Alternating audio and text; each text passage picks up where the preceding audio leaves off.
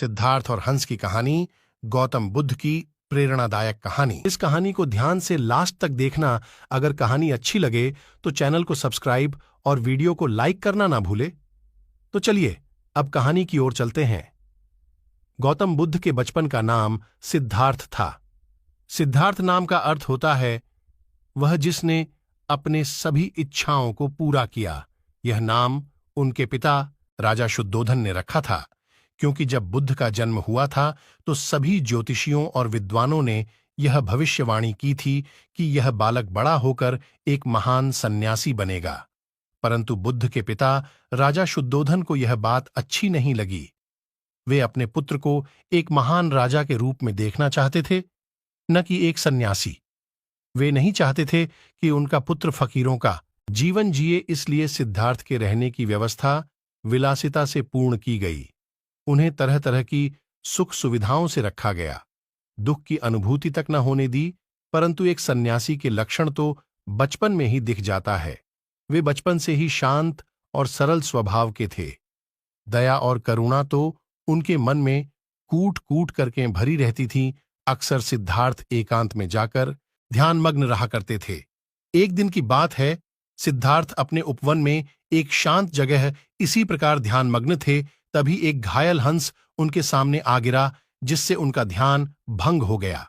जब उन्होंने अपनी आंखें खोलीं तो देखा कि सामने एक सफेद हंस तीर के वार से बुरी तरह घायल पड़ा तड़प रहा है।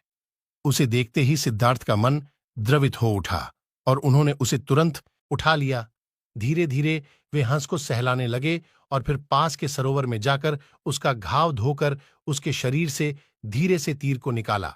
तीर निकालते ही वह दर्द से तड़प उठा। तब सिद्धार्थ उसे धीरे से सहलाते हैं और उसके घाव पर पट्टी बांध देते हैं। उसी समय एक ओर से कुछ शोर होता है और उधर से उनका चचेरा भाई देवदत्त आता हुआ दिखाई दिया। सिद्धार्थ के हाथ में वह हंस देखकर बहुत खुश होता है और हंस लेने के लिए सिद्धार्थ के पास दौड़ कर आ धमकता है। देवदत्त बोले, सिद्धार्थ, यह हंस तुम्हारे पास है और मैं इसे कब से इधर उधर ढूंढ रहा था। यह मेरा शिकार है, अब जाकर मिला है। सिद्धार्थ बोला, नहीं देवदत्त, यह हंस मेरा है। यह तो कब का दम तोड़ देता अगर मैं समय पर इसका इलाज न करता। देवदत्त बोला, दम तोड़ देता तो क्या, यह तो मेरा शिकार है। मैंने इसे इसलिए तो मारा है, तुम जबरदस्ती मेरे शिकार को हड़पना चाहते हो। इस तरह दोनों भाइयों में उस हंस के लिए वाद विवाद होने लगा और धीरे धीरे बात बढ़ गई। तब दोनों ने मिलकर फैसला किया कि यह हंस किसका है। इस बात का निर्णय महाराज शुद्धोधन के पास जाकर ही होगा और दोनों भाई राज दरबार में गए। वहां उन दोनों ने अपना अपना तर्क महाराज के सामने रखा।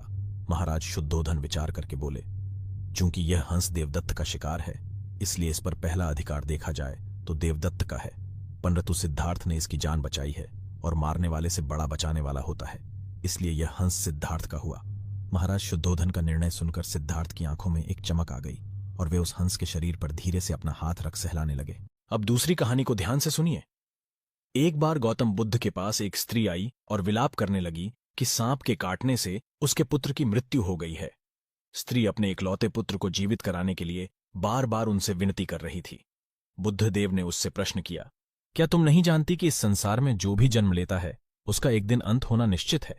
उस स्त्री ने कहा, हां, अच्छी तरह जानती हूं, मगर आप पहुंचे हुए महात्मा हैं और आप में इतनी सामर्थ्य है कि आप मेरे पुत्र को जीवित कर सकते हैं, इसलिए मैं आपसे याचना कर रही हूं। मेरा वह बेटा मेरी इकलौती संतान थी। मैं आपसे उसके जीवन की आस लेकर आपके पास आई, मगर आप तो मुझे उपदेश दे रहे हैं। यदि आप उसे जीवित नहीं कर सकते तो कृपया साफ साफ बता दें।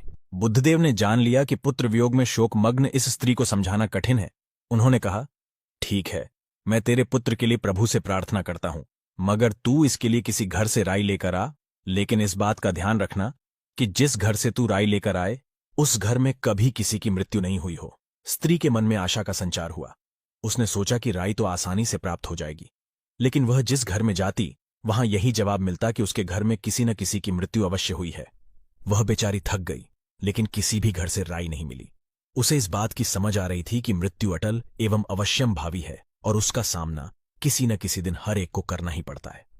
थक हार कर वह बुद्धदेव के पास लौटी और उसने बताया कि उसे कोई ऐसा घर नहीं मिला जहां किसी की मृत्यु नहीं हुई हो, लेकिन अब अन्य लोगों के समान वह भी इस दुख का धैर्य और साहसपूर्वक सामना करेगी। अब तीसरी कहानी को ध्यान से सुनिए। गौतम बुद्ध की इस छोटी सी बात ने पूरा जीवन बदल दिया। गौतम बुद्ध, जिन्हें हम सिद्धार्थ के नाम से भी जानते हैं, उनका प्रवचन चल रहा था। एक व्यक्ति हर रोज प्रवचन सुनने आता था। बुद्ध अपने प्रवचन में लोभ, मोह, अहंकार, द्वेष आदि छोड़ने की बात किया करते थे। एक दिन वह व्यक्ति गौतम बुद्ध के पास आकर बोला, बुद्ध जी, मैं 1 महीने से आपका प्रवचन रोज सुन रहा हूं, परंतु मुझ पर उसका कोई असर नहीं हो रहा है। क्या मुझ में कोई कमी है या उसका कोई कारण है? तब बुद्ध ने उस व्यक्ति से पूछा, तुम कहाँ रहते हो? उसने उत्तर दिया, श्रावस्ती। बुद्ध ने फिर पूछा, तुम श्रावस्ती अपने गांव कैसे जाते हो? उस व्यक्ति ने उत्तर दिया, कभी बैलगाड़ी से और कभी घोड़े से जाता हूं। बुद्ध ने फिर से उस व्यक्ति से प्रश्न किया, तुम्हें श्रावस्ती पहुंचने में कितना समय लगता है? तब उसने समय का हिसाब लगाकर बताया। बुद्ध ने उस व्यक्ति से पूछा, अब यहां बैठे, क्या तुम श्रावस्ती पहुंच सकते हो? वह आश्चर्यचकित हुआ और बोला, यहां बैठे भला मैं कैसे श्रावस्ती पहुंच सकता हूं? इसके लिए मुझे चलना पड़ेगा या फिर किसी वाहन का सहारा लेना पड़ेगा? बुद्ध ने कहा, तुम बिल्कुल सही कह रहे हो कि व्यक्ति चलकर ही अपनी मंजिल पर पहुंच सकता है। उसी तरह जो अच्छी बातें होती हैं, पहले उन्हें अपने जीवन में उतारना होता है और उनका अनुसरण करना पड़ता है। उसके अनुसार आचरण भी करना होता है। बुद्ध की यह बात सुनकर उस व्यक्ति ने कहा, अब मैं अपनी भूल समझ गया। आपने जो मार्ग बताया उस पर आज से ही चलूंगा। बुद्ध ने उस व्यक्ति को आशीर्वाद दिया।